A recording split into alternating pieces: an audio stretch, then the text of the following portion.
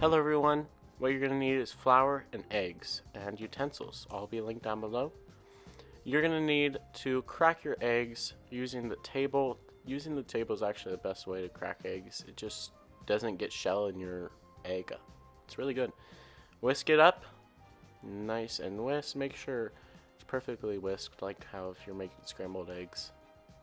I use a fork, because why not?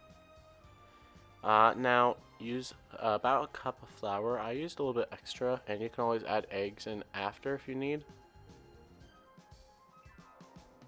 And I'm trying to use ingredients that everybody would have at home, like eggs and all-purpose flour.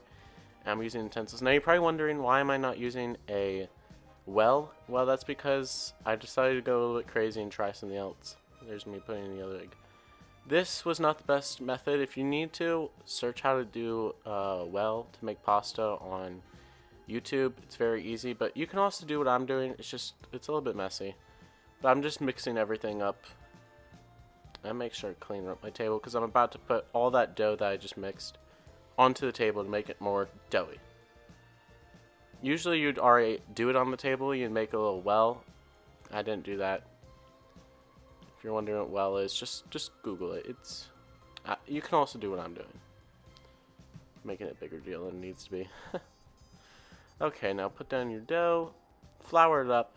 You don't want to get it all over your hands. I mean, it will get on your hands, but you just want to get it more floury, more thick. So put in that flour, mix it up. This is kind of how I did it.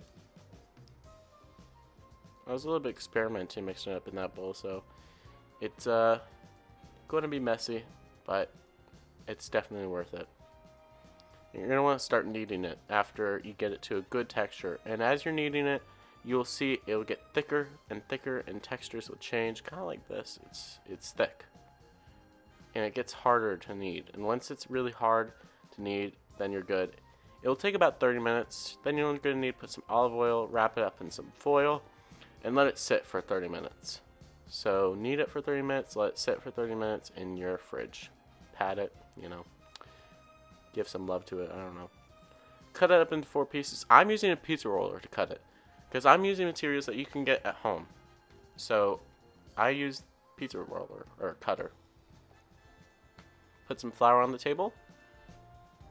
Make sure your pasta is perfectly coated. If it's not, it's going to stick to your roller, and I use a granite roller because it's so much better and it sticks a lot less than wood or other things.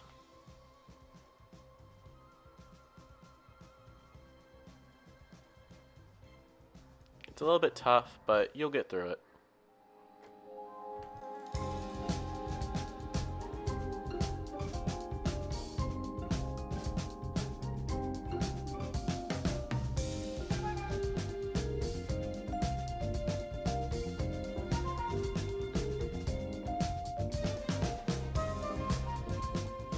Now you want to cut off your ends. I'm going to be making fettuccine noodles by hand. They're not going to be perfect. So you just want to cut off the ends and start cutting strips. You can take your time, but I personally didn't. I just want to get it done.